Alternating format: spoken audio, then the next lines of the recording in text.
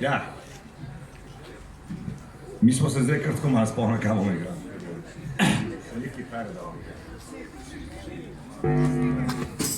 Vidim Jureta tlele, ne, ta nas je dobesedno malo skljuskal, ne, da smo mi to sploh kaj se ponavljali.